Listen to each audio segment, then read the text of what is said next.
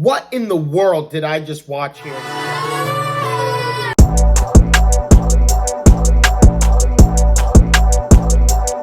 Welcome back to another episode here as Golden State ties the series up at one game apiece, blowing out Boston 107-88 behind a magnificent third quarter as they outscore Boston 35-14. My problem with Boston is they know they're going to get blitzed in the third quarter, and somehow, some way, they've lost both third quarters by double digits. Unfortunately for Boston, it did not cost them game one, but it definitely costed them here in game two and keeping them close in this ball game to make another run in the fourth quarter. Draymond Green and the mind games he played here in game two, getting under the skin of Tatum, Brown.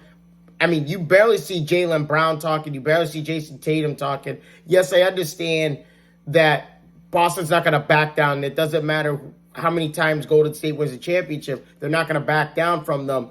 But at the same time, though, you clearly saw Draymond Green get under the skin, and he started it right off the bat. He tied up Al Horford within the first 10 seconds of the ball game, and that set the tone defensively, and it set the edge defensively for Golden State. Jason Tatum had a better game here for Boston, 28 points, 6 rebounds, only 3 assists compared to the 13 he had in game one.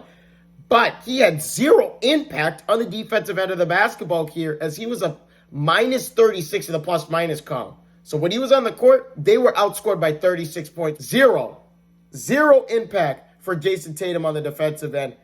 But once again, turnovers continuously become a problem for the Boston Celtics as they commit 19 turnovers, which leads to 33 Golden State points. And most of those points happened in the third quarter. Like, Boston did have 12 turnovers in the first half. They had a bunch in the third quarter, and that ultimately led to the big blowout lead as they get outscored by 21 in the third. The transition defense has got to be better. When you turn the ball over, these guys cannot be giving up on a play if they turn the ball over. And that's something Boston did in game one, but they clearly did not do here in game two. Also, Boston couldn't score inside the paint either. 24 points in the paint. They were 15 of 43 inside the arc. Both teams shot the ball pretty well from three. They both shot over 40% from three here, 15 to 37 for both teams. But Boston's got to shoot better from your twos than your threes. I mean, that was the story in the first half. Boston was like 10 of 19 from three in the first half, but they were like 7 of 23 inside the arc.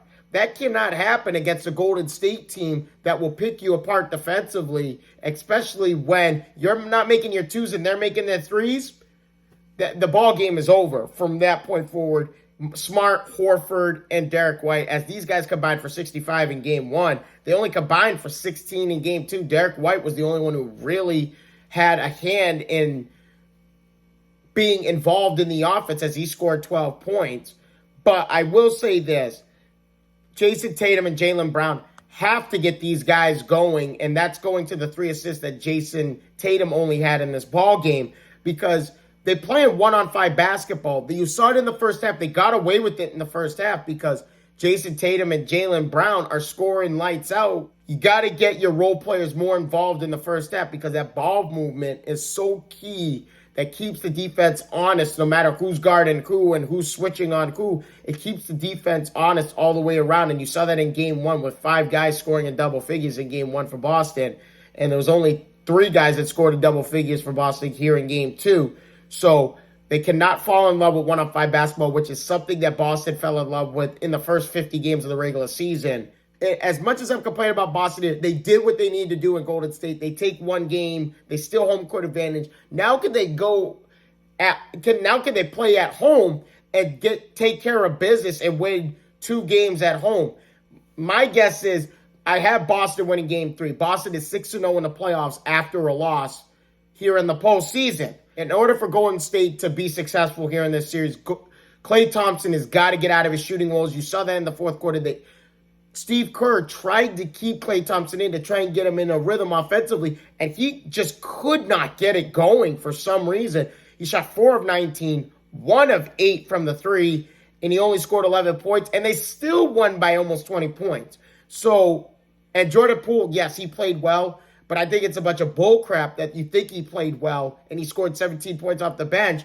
And really, when he scored all those points, when Golden State was up 20 or more at the end of the third quarter. So I'm not going to give Jordan Poole the benefit of the doubt. He still had 3 turnovers, by the way, in his limited minutes in the ball game. But it's like most of those 17 points happened in the third quarter when Curry and the starters had already made the initial run. So I'm not going to even think Jordan Poole is a threat now in this series because he found his so-called confidence, even though Curry and Clay and all these guys started off that third quarter on a massive run. But Jordan Poole has found some confidence. He's got 17 points here in this game. But I still don't think Jordan Poole is a factor in this series right now. Thank you guys again so much for your time. If you guys haven't already, please leave a like and a subscribe to the channel. I can't wait to see all your faces in the next one. Deuces.